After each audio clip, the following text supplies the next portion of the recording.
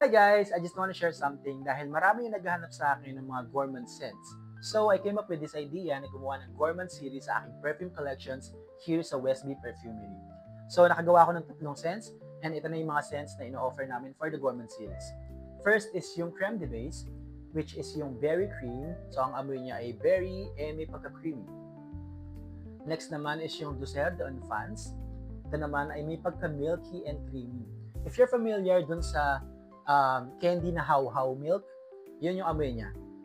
And then, last but not the least, is yung aking chocolate noir absolute, which is yung dark chocolate na may pagka-vanilla din. So, choco-vanilla yung kanyang flavor. Kaya kung naghahanap kayo ng mga ganitong klaseng scents, yung matatamis, yung parang pagkain, yung mga yummy scents, check out nyo na to, 189 pesos lang for Eau de Toilette 50 ml.